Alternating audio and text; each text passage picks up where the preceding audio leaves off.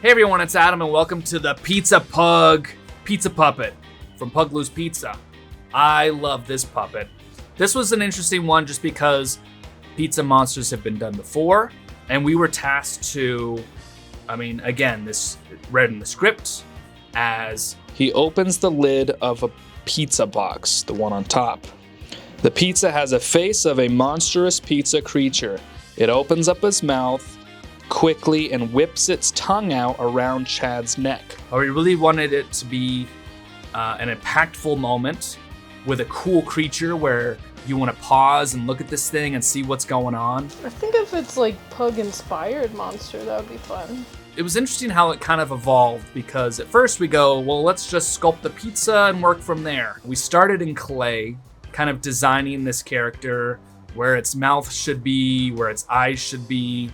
You know, that's kind of the problem with designing as you go, is sometimes it just isn't working right. And for this, the clay version just wasn't making a lot of sense. I mean, it was nice to see it, to kind of go, okay, here's a flat pizza. How's it gonna open? How are the eyes gonna work? How's it gonna eat somebody? Putting your eyes all the way down inside the pizza mouth, and then the pizza lid, the cheese lid is what sits on the rim of the thing. It's kind of like thinking out loud, except for you're like thinking as you're building. What if it's more like, because right, we're already talking about we have to do the tube throat thing, and also we're talking about how does it open in a way to where someone can reach in. But what if it's like one of those spider nests where the flap opens up and it's revealing a tunnel? Then I was like, well, let's just take this digitally. Let's just figure out, okay, here's a pizza. Let's look at it in the computer. Here's a round pizza. How exactly is a face gonna work in here? So then I took that into ZBrush and I started working out like, okay, a flat pizza lid and it opens up kind of like the jaw hinge. So then you have an upper jaw and a lower jaw being the pizza, and then it's like a hollow tube. We knew a handful of the shots that we wanted to get, like a camera wants to look up outside of the throat at a performer being pulled into the creature's mouth. So it's kind of just incorporating like, what are these shots you want to achieve? How's this thing have to function? From there, we kind of started playing with the Puggloo's Pizza. We were like, ooh, let's design a pizza box. Puggloo, if you don't already know, it's kind of like the Creature Kid mascot. We did a short film, Puggloo from Planet P. He's like my little pug monster. Puggloo's Pizza seemed like a fun kind of just little cameo for our character, so we designed some box art. We ordered some custom pizza boxes. Whoa! That's huge. That's pretty sick. Who knows how to fold them? That's pretty neat. And then that also established how big our pizza is, because that's how big it has to fit within the pizza box. And then we started playing with the idea of, well, if it's coming from Puggloo's Pizza, maybe it should be kind of pug related. Just that Ghostbuster realm of riffing off of fake product companies within the movie, and then creatures being brought to life around that. Then we start playing with, well, pug, right? You got the squishy nose, you got the fun shapes of a dog, you got the big goofy eyes, you got the kind of ears. How's the teeth gonna kind of lay out as far as fitting around the pizza, fitting within the design? And then this one was a full digital design sculpture where we just print the molds. We printed the mold for our full under lid, which is the pug looking pizza cheese face. We printed a big giant tower reverse mold for our inner mouth and our crust. But what we couldn't really nail is a melted cheese texture for the lid to really look like cheese pizza.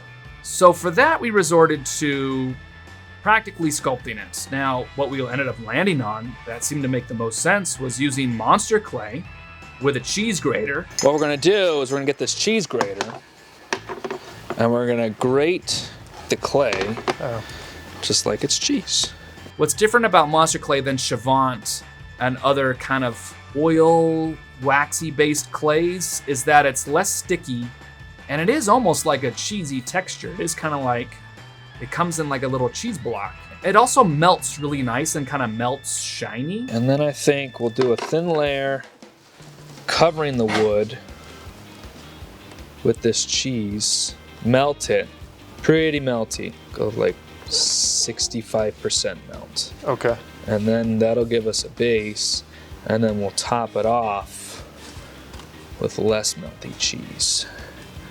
So we created layers of melted cheese to give us a nice lid for our pizza. And once we had our melted Monster Clay cheese lid, we used a Habitat casting coat from Smooth On. Now this is a product we use a lot for block molds. It doesn't shrink, it doesn't overheat, and I've kind of found it's almost like an equivalent of 1630, which is a BJB product, which is used a lot for making like big heavy block molds or cores and things like that, because it's kind of powder. It's got like a hard powder stone base. It takes a lot to like break it. This stuff is kind of the same. It's really, really strong, really durable, does a great block mold. So we just poured Habitat casting coat and created a giant plate mold. So we peel that up, clean out all that Monster Clay, and then to cast the cheese out of this big block mold, we're using Dragon Skin FX Pro from Smooth On. This is a really great silicone that is platinum, and it's a little bit firmer than other silicones. We really wanted the lid to be firm, so that with your arms inside, it didn't like sag and droop in places. It kind of did need to be like a flexible plate, essentially.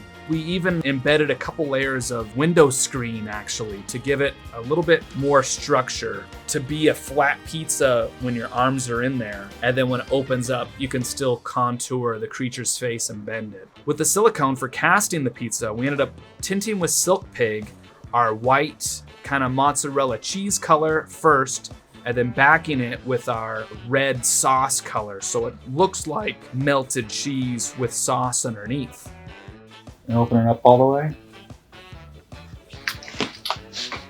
Yeah, see, so this gets glued to that. Hey, for the pepperonis, we could not source fake pepperonis anywhere.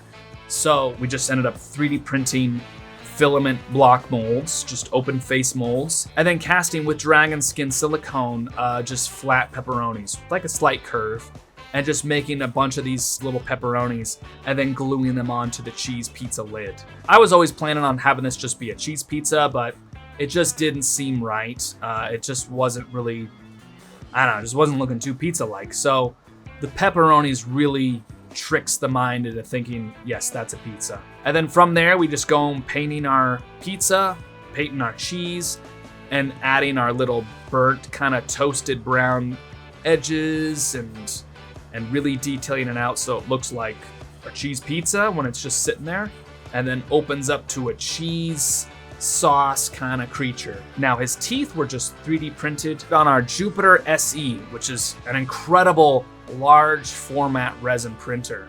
He has rows of these big giant teeth. We needed to just print them all in one big go, and then left them on the sprues and just painted them and automotived them right there. And then all we did is knock them off the build plates, sand them down, and just silpoxy the teeth into our sockets. The Pizza Pug's eyes were from Fourth Seal Studios, who we get all of our eyeballs from. They're incredible. They're 3D printed in color and highly polished and glossed. We just modeled like a little socket kind of rim that we printed just out of PLA filament, and then lined it with a little bit of felt so the eyes don't get scuffed up over time, and glued that within his eyeball sockets in our silicone. Just silpoxy these little filament rings with our eyeballs just floating in there. And the performer just sticks his arms inside of this silicone, these two silicone sleeves, and just manually manipulates the eyes with each hand. Now the tongue of the Pizza Pug was a huge nightmare. We just kept experimenting. None of them seemed to work. We tried foam fabricating with latex and memory foam. We tried it a couple times. It was just too stiff, or like the latex would buckle in certain areas or would just wrinkle weird.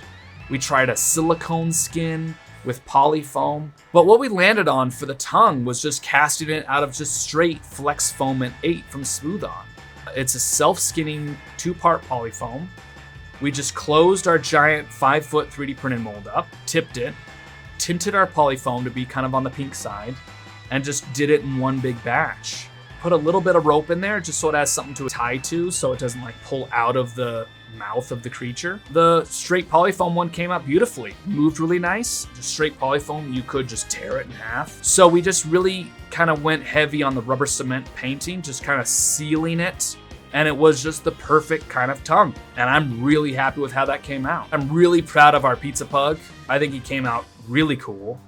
I think it's a super fun design, and I'm really, really excited that we get to add that to our resume of creature puppets we've done, and we get to pay a little homage to our Puglu character. So thank you guys for watching. I hope you like this creature. Please let us know any comments on how we built this character, and I can't wait to show you this final creature in Haunted House Party.